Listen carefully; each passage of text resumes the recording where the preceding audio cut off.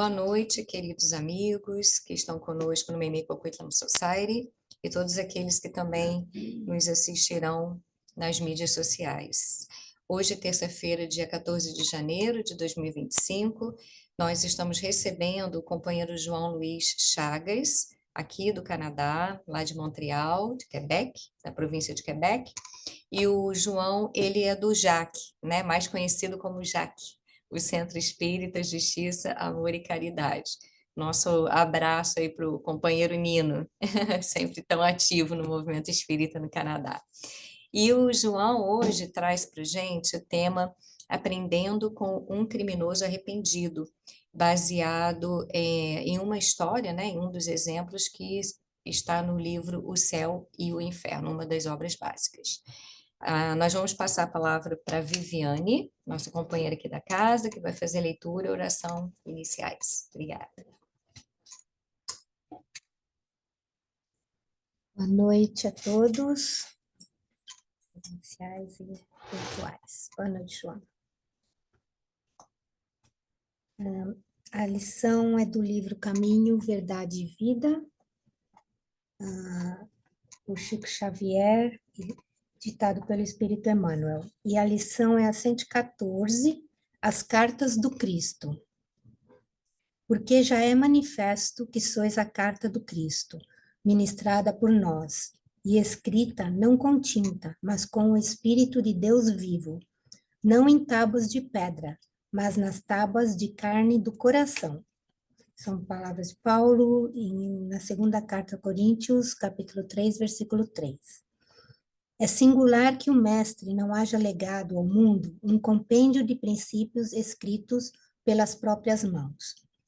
As figuras notáveis da Terra sempre assinalam sua passagem no planeta, endereçando à posteridade a sua mensagem de sabedoria e amor, seja em tábuas de pedra, seja em documentos envelhecidos.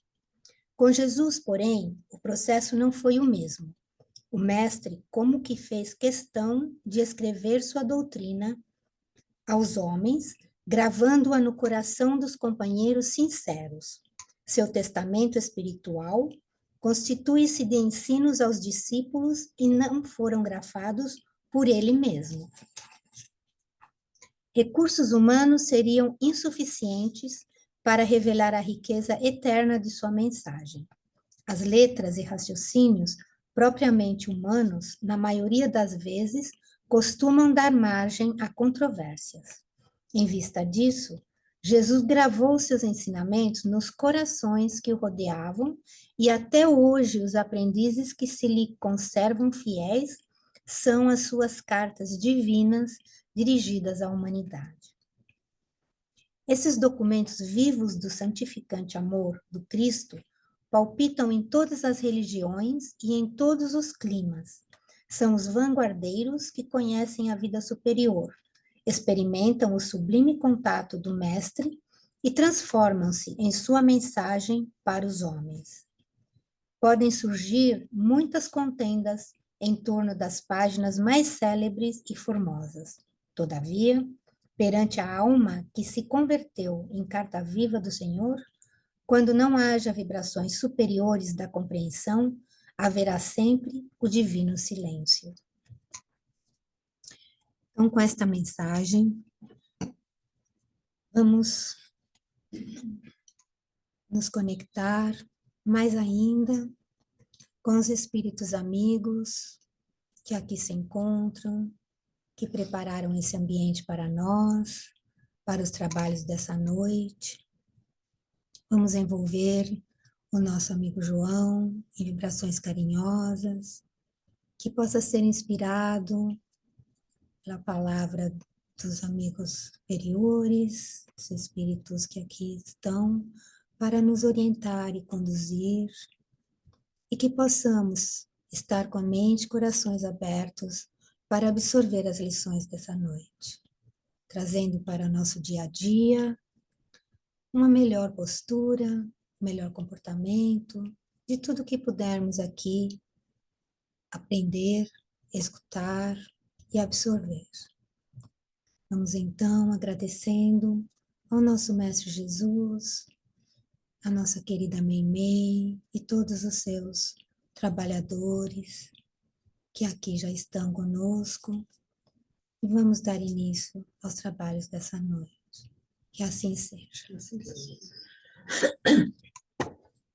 Com você, João, boa palestra. Boa noite a todos, cá estamos. Bom, todos devem saber o título que eu coloquei, né, na apresentação que eu vou fazer, Aprendendo com o Espírito, um criminoso arrependido, desculpe. Na verdade, eu vou compartilhar com vocês aqui eu preparei alguns slides, não é muita coisa, para a gente se guiar, porque na verdade tem algumas coisas escritas que eu acho muito importantes. Então é isso, Testemunho de um Criminoso Arrependido. Isso está no livro Céu e Inferno. Mas nós vamos trabalhar também com o texto do Evangelho segundo o Espiritismo. Vocês vão entender depois a conexão, a ligação que eu faço entre os dois, né? Só rapidinho, né, para falar desse livro, O Céu e o Inferno. A segunda parte desse livro são testemunhos de diversos espíritos. Então, são espíritos que vão comentar como é que foi a morte deles, como é que eles estão. E, na verdade, começa, né, com um texto que se chama A Passagem. Há uns 2 anos atrás, eu estive aqui com vocês, eu falei exatamente sobre isso. Como é que é o momento da morte, o que acontece um pouquinho antes, um pouquinho depois. E depois, nessa segunda parte, são vários capítulos, né, mostrando vários tipos, né, digamos assim, várias situações. Tem os espíritos felizes, que ele considera aqui espíritos em condição mediana, espíritos sofredores, suicidas, criminosos arrependidos. Então, esse que a gente vai conversar hoje é o Jacques Latour, desse capítulo 6, espíritos endurecidos e expiações terrestres. Então, digamos que começa pelo bem aqui, os espíritos felizes. O primeiro testemunho que a gente tem é que trabalhava com Kardec lá na Sociedade Espírita de Paris, e ele pedia para ser. Ele dizia, né? Assim que eu desencarnar, por favor, me chamem, que eu quero vir aqui contar para vocês. É muito interessante.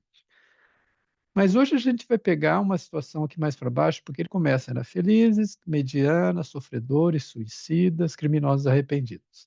Então a gente vai falar do Jacques Latour, que está no capítulo 6, né? É o último, só assim uma curiosidade, está nesses do capítulo 2 ao capítulo 8 são 66 testemunhos de espíritos diferentes, né, como a gente viu aqui. E esse aqui me chamou a atenção porque é um texto muito grande dentro do livro. É um texto aqui na minha edição, começa na página 301 e vai até a página 312. E tem muitos detalhes. E é por isso que eu resolvi trazer também, porque tem muito ensinamento, e a gente vai ver isso. Então, o Jacques Latour é o seguinte: a primeira coisa que eles falam dele é que ele era um assassino que foi condenado pelo Tribunal de Justiça e executado em setembro de 1864. Executado. Foi condenado e executado.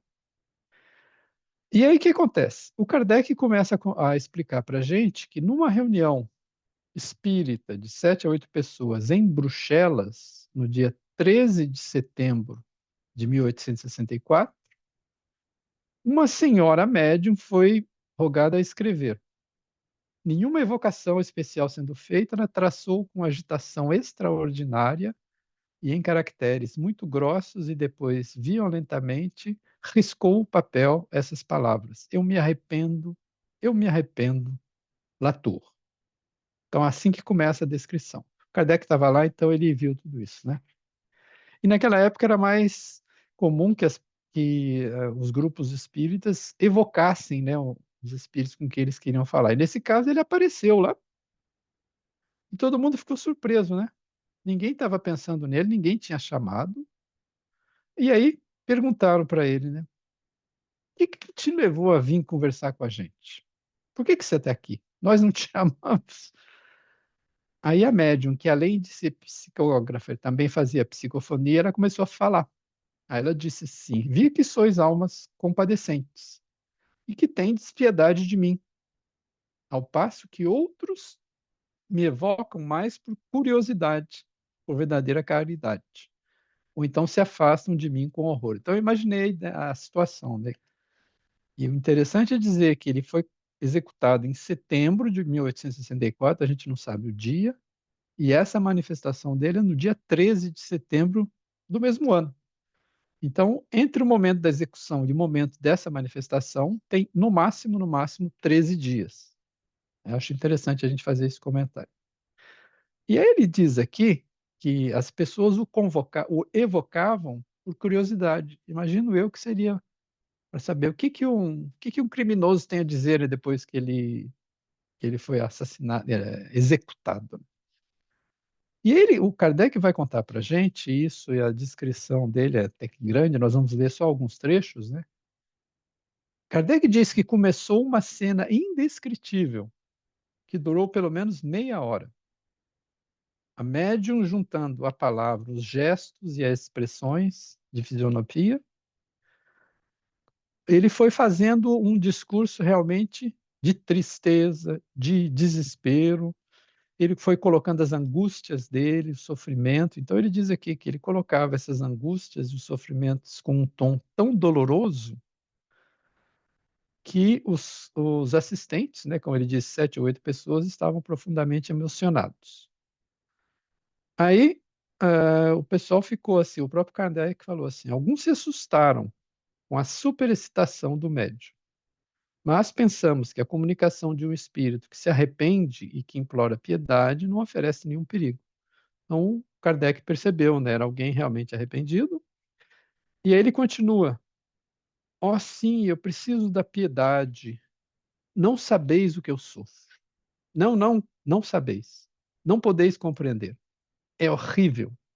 Aí ele diz assim: a guilhotina. Mas o que é a guilhotina ao lado do que eu suporto agora? Não é nada. É um instante. Mas esse fogo que me devora é pior. É uma morte contínua. É um sofrimento que não deixa trégua. Um sofrimento que não tem fim. Então, vejam bem o que ele diz, né? Que a morte em si na guilhotina foi um instante, mas o que fez mais ele sofrer, o que tem feito ele sofrer, é exatamente o que aconteceu depois, né, da execução. E ele vai explicar uma das causas desse sofrimento. Ele diz assim: minhas vítimas estão ali ao meu redor. Elas me mostram suas feridas. Elas me perseguem com seus olhares. Elas estão ali diante de mim. Eu as vejo todas, sim, todas. Eu vejo todas e não posso evitá-las. Lembre-se que ele era um assassino, né, que ele foi condenado. Aí ele dizendo que o ouro está manchado de sangue, está tudo ali diante de mim. Do sangue. Eis minhas pobres vítimas, elas me imploram, e eu, sem piedade, eu firo, eu firo, eu firo. O sangue me embriaga. Então vejam bem, imagine a situação, né? Pessoas que já participaram de reuniões mediúnicas talvez consigam imaginar melhor, porque às vezes acontece uma manifestação de espíritos em reuniões mediúnicas que estão realmente agitados, né? E o Kardec descreve, eu acho muito interessante, por isso que eu acho que também ele mesmo ficou impressionado, né? Aí ele diz assim, ele continua, né, no sofrimento dele. Eu acreditava que depois da minha morte tudo estaria acabado. Foi por isso que eu desafiei a Deus, reneguei a Deus. E quando eu acreditava que eu estava aniquilado para sempre, ou seja, ele imaginava, né, que morreu, morreu, acabou, acabou, um despertar terrível se fez, terrível. Estou cercado de cadáveres, de rostos ameaçadores. É horrível, mais horrível que todos os suplícios da terra. Vejam bem, eu estou lendo uma parte, né? Então vocês imaginam a comoção que foi lá naquele local. Aí ele vai dizer, olha bem, se todos os homens pudessem saber o que há além da vida, saberiam o quanto custa fazer o mal. Não haveria mais assassinos, mais criminosos, mais malfeitores. Eu gostaria que todos os assassinos pudessem ver o que eu vejo e o que eu suporto. Eles não seriam mais 3 pontos. É muito terrível. sofrer o que eu sofro. Então ele está com essa preocupação, vocês vão ver depois, né? Ele faz esse comentário, ele quer que o exemplo dele seja divulgado, porque ele quer tentar salvar outros criminosos para não fazer o que ele fez, né? Aí ele diz: eu sei que eu merecia, ó Deus, não tive piedade das minhas vítimas. Olha bem o que ele diz. Eu repeli as suas mãos suplicantes quando elas me pediam para poupá-las. Eu fui cruel. Eu covardemente as matei para ter o seu ouro. Fui impiedoso. Reneguei a Deus. Blasfemei contra o seu santo nome. Por isso é que me queria me persuadir que não existia Deus. Oh, meu Deus, eu sou um grande criminoso. Então, percebam bem que ele realmente já entendeu a situação, ele está sofrendo muito, e ele quer tentar achar uma maneira de sair desse sofrimento. Então, ele se manifestou ali. Aí eu abro um parênteses, né? Ele não se manifestaria numa reunião como essa se não houvesse autorização, a gente sabe disso, né? As reuniões têm a segurança, vamos dizer assim, a parte de segurança espiritual, então ele não seria admitido se não fosse interessante. E foi realmente muito instrutivo para todos que estavam lá. E o Kardec resolveu colocar bastante detalhe nesse depoimento dele, né? Aí ele fala: piedade, Senhor, piedade, Senhor. Aí ele diz assim: vós que estáis aqui, que escutai-me, sois boas almas, almas caridosas. Eu vejo que tereis piedade de mim, não é? Orareis por mim. Não me repilais. Pedireis a Deus para me retirar desse horrível espetáculo. Eu vos peço, não me repilais, como eu repeli os outros. Orai por mim. Um outro parênteses aqui. A gente vê nesse livro, em geral, os espíritos em condições de sofrimento, todos eles vão pedir orações.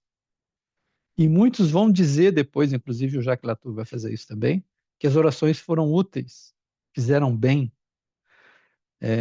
Isso, para mim, é um ponto importante e talvez, inclusive, justifique o fato de que o último capítulo do Evangelho segundo o Espiritismo são exatamente as preces espíritas, né? Porque esses espíritos vão mostrar, vão dizer para a gente, né, que realmente eles precisam de orações e que fez bem para eles. Aí o pessoal da reunião resolveu, o pessoal lá, os encarnados, né, resolveram que falaram boas palavras para ele. Por exemplo, não podeis, sem dúvida, devolver às vossas vítimas a vida que lhes tiraste. Mas se pedirdes com fervor, Deus os concederá se encontrar com elas em uma nova existência, onde podereis mostrar-lhe tanto devotamento quanto fostes cruel. E quando ele julgar a reparação suficiente, reentrareis na graça junto a ele. A duração do vosso castigo está assim em vossas mãos. Então eles passam aqui, né, as pessoas que estavam na reunião, meio que consolando, mas dizendo as verdades, né? Dizendo como é que teria, né? Ele não pode realmente devolver a vida das pessoas. Aí eles propõem que eles vão orar, eles vão dizer, né, como ele fala aqui, a prece contida no Evangelho segundo o Espiritismo para os espíritos arrependidos. Aí eles dizem assim: não vamos orar aquela para os maus espíritos, porque desde que vos arrependestes, que implorais a Deus, que renunciais a fazer mal, não sois, não sois mais aos nossos olhos que um espírito infeliz e não mau. Vejam que a própria maneira deles receberem o espírito, eles já estão trabalhando para que o espírito possa melhorar. E aí eu trouxe para vocês essa prece que está citada aqui. E eu trouxe porque eu quero mostrar para vocês, né? Não sei se todo mundo se lembra, né? Mas no capítulo 28, na coletânea de preces espíritas, as preces têm uma coisa que a gente chama de prefácio, né? Que vai descrever um pouco o que é a prece, etc. e tal. E depois tem a prece em si. E quem se lembra, né? Tem prece, vamos dizer assim, tem prece para todos os gostos, né? Tem prece para si mesmo, prece para os outros, prece para os doentes, prece para alguém que acabou de desencarnar, prece para alguém que acabou de nascer, e tem prece pelos espíritos em arrependimento. E o que eu acho interessante dessa prece, não só dessa, mas de todas as preces desse capítulo, é que o prefácio e a prece são extremamente instrutivas, vocês vão entender. O prefácio começa assim: seria injusto colocar na categoria dos maus espíritos os que estão em sofrimento e arrependimento, pedindo prece. Podem ter sido maus, mas já não são, desde o momento em que reconhecem as suas faltas e as lamentam. São apenas infelizes. Que é exatamente o que eles falaram para ele, né? Na hora que ele estava lá na reunião. Alguns ali mesmo já começam a gozar de uma felicidade relativa. Essa prece é longa, tá? Começa assim: Deus de misericórdia, que aceitais o arrependimento sincero do pecador, encarnado ou desencarnado, eis aqui um espírito que se comprometeu com o mal, mas que reconhece os seus erros e entra no bom caminho. Dignai-vos, Senhor, a recebê-lo como filho pródigo e dai-lhe vosso perdão. Acompanhe esse texto e imaginem que eles estão fazendo a prece, mas que o Jacques Latour está ali, ele está escutando. Então, é uma forma quase que direta de explicar certas coisas para ele. Então, eles estão pedindo para Deus recebê-lo como um filho pródigo. Aí ele diz assim: bons espíritos, se ele desprezou as vossas vozes, agora deseja ouvi-las. Permiti-lhe entrever a felicidade dos eleitos do Senhor para que persista no desejo de se purificar, a fim de atingi-lo. Sustentai nas suas boas resoluções e dai-lhe a força de resistir aos seus maus instintos. Percebam, né, como é que é didático? Eles estão dizendo que os espíritos vão dar a força, eles não vão resolver o problema do espírito, né? Eles vão dar força para que ele possa resistir. E a ti, espírito de Jacques Latour, nossas felicitações pela vossa modificação e nossos agradecimentos aos bons espíritos que te ajudaram. Se antes comprazias no mal, se antes te comprazias no mal, era porque não sabias como é doce e bom fazer o bem, e porque te julgavas demasiado baixo para o conseguir. Mas, desde o instante que puseste o pé no bom caminho, uma nova luz se fez para ti. Começaste a gozar, então, de uma felicidade desconhecida, e a esperança brilhou no teu coração. Está errado aqui, gente. Eu não sei se vocês estão imaginando que o Jacques Latour está ali do lado e ele está escutando tudo isso. Então, a própria prece já é uma motivação, né? Um incentivo para ele. É que Deus sempre escuta a prece do pecador em arrependimento, jamais repelindo os que o procuram. Para voltar completamente à graça do Senhor, aplica-te de agora em diante não só a evitar o mal, mas em fazer o bem. Isso aqui a gente já tem em outros lugares, né? Basta não só fazer o mal, mas você tem que fazer o bem. Sobretudo em reparar o mal que fizeste, que a gente chama do resgate, né?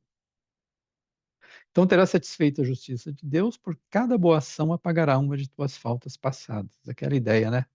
Você vai resgatando. O primeiro passo está dado. Agora, quanto mais avançares, mais o caminho te parecerá fácil e agradável. Persevera, pois, e um dia terás a glória de ser contado entre os espíritos, entre os bons espíritos, entre os espíritos bem-aventurados. Eu trouxe a prece inteira, porque eu acho importante. A gente está vendo o caso dele, a gente está vendo o que os assistentes, as pessoas que estavam partindo da reunião, falaram com ele, né? Fizeram essa prece. E aí acabou a minha apresentação. Na verdade, eu vou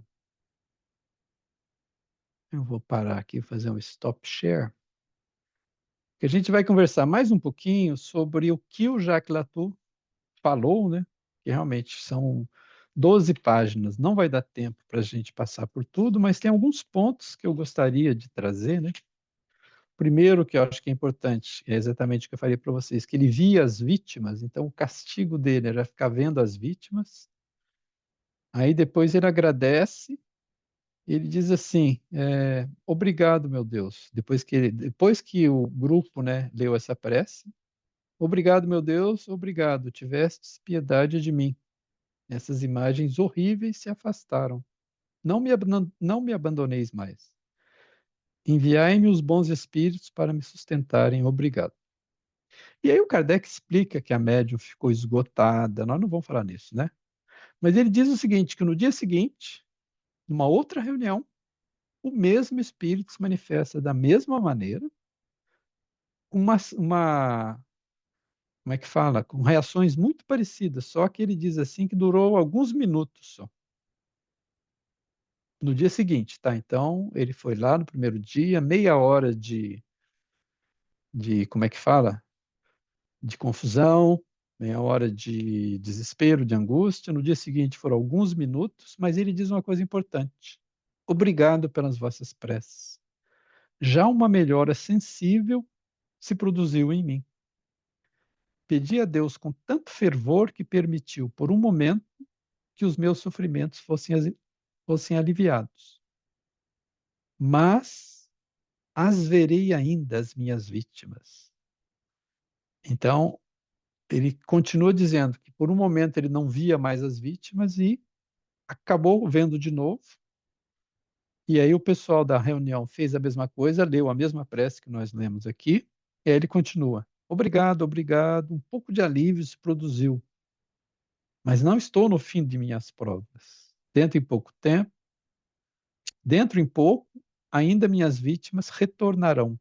Eis a punição, eu a mereço. Meu Deus, mas sede indulgente. Todos vós, orai por mim, tende piedade de mim. Mais uma vez ele pede oração. Vocês percebam que de um dia para o outro já houve uma melhora. E o que aconteceu? Aí ele fala aqui, o Kardec comenta, né, que isso depois, né, lá na Sociedade Espírita de Paris, ele recebeu algumas comunicações. Só para que vocês tenham uma ideia, aqui nós temos uma, duas, três, quatro, mas ele não diz exatamente qual o intervalo, se foi um mês depois, 2 meses depois, ele não entra nesse detalhe. Mas aí a gente vai vendo que aos poucos ele vai melhorando, ele vai conseguindo se controlar mais, é claro, e começa a entender melhor as coisas. Ele diz coisas do tipo assim: olha bem, fui evocado quase imediatamente depois da minha morte e não pude comunicar-me em seguida, mas muitos espíritos levianos tomaram o meu nome e o meu lugar. Isso a gente já estudou isso também, né? A gente costuma dizer, né, que se você quiser que Deus fale com você, vai aparecer um espírito dizendo que é Deus. Então ele está dizendo que logo que ele morreu, ele não conseguia falar e outros foram lá e falaram. Aí ele diz assim: comunicar-me-ei na sociedade espírita de Paris e farei revelações que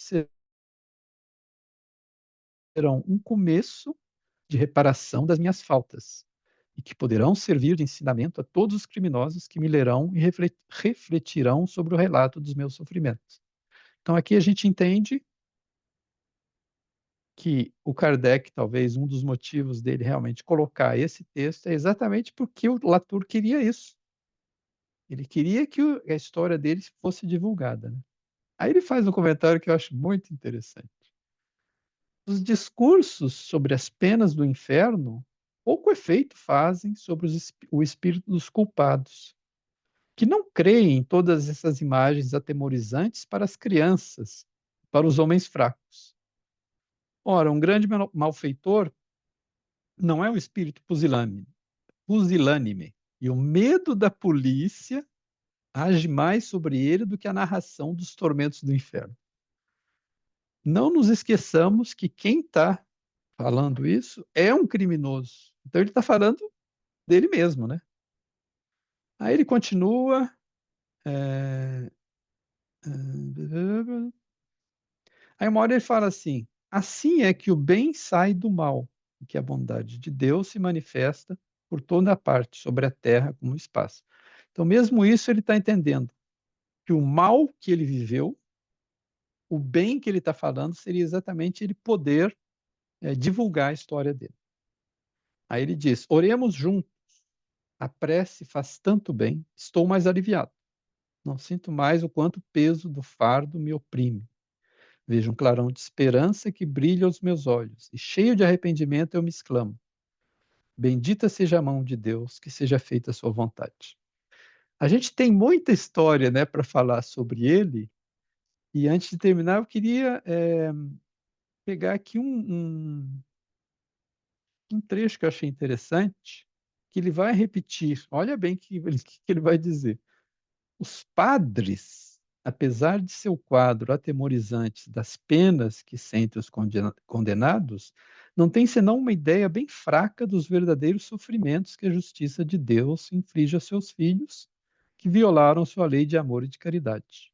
Como fazer crer a pessoas razoáveis que uma alma, quer dizer, alguma coisa que não é material, possa sofrer ao contato do fogo material? Então ele critica essa ideia de que vai queimar no fogo do inferno, né? Ele fala que não, mas ele confessa. Não ocorre o mesmo com a dor moral que o condenado suporta. Fala de novo, orai por mim. Aí ele vai dizer, acha aqui também, para a gente terminar, né? A gente já está em cima da hora. Numa outra comunicação dele, ele diz assim: eu vos agradeço pelo objetivo que me fizestes entrever, objetivo glorioso, ao qual sei que chegarei, quando estiver purificado. Sofro muito, entretanto, parece-me que os meus sofrimentos diminuem. Vejam bem o que ele está falando. Ele está sentindo que o sofrimento diminui. Aí ele diz: não posso acreditar que no mundo dos espíritos a dor diminua porque a gente se habitua com ela pouco a pouco. Não. Compreendo que as vossas boas preces aumentaram as minhas forças. Se as minhas dores são as mesmas, minha força sendo maior, sofro menos. E aí, por último, ele vai falar sobre a justiça dos homens, que ela é mal concebida. Ele fala que a prisão não resolve nada, que a prisão só serve para aumentar a confusão do próprio preso, e que ele comenta aqui, quando o preso sai da cadeia, o que acontece? Ninguém quer saber dele, ele vai ser rejeitado por todos. Aí ele diz, às vezes, para ele tomar a decisão de tornar-se um homem honesto, mas, às vezes, para se proporcionar o necessário, rouba, mata por vezes, e aí depois ele é guilhotinado. Perceba, então, que ele está realmente falando da história dele. E eu acho que é exatamente por isso que o Kardec colocou. E o Kardec, como gosta de explicar bem as coisas, ele colocou 3 páginas a mais, estudo sobre o espírito de Jacques Latour. Então, é isso que eu tinha para apresentar para vocês. A sugestão que eu deixo, né? Nós falamos talvez 15 a 20% do que tem no texto do livro. Então, a sugestão que eu dou a todos vocês é que, se puderem, leiam. Vale a pena. É muito interessante. É isso? Obrigada, João. Obrigada por ter trazido né, essa fonte que muitas vezes esquecida, né, por nós, do livro Céu e Inferno, e aproveitar os exemplos dos nossos irmãos e fazer as nossas reflexões, né? Isso, exatamente. Obrigada. Você pode então finalizar com a Tá prece? bom, eu faço a prece.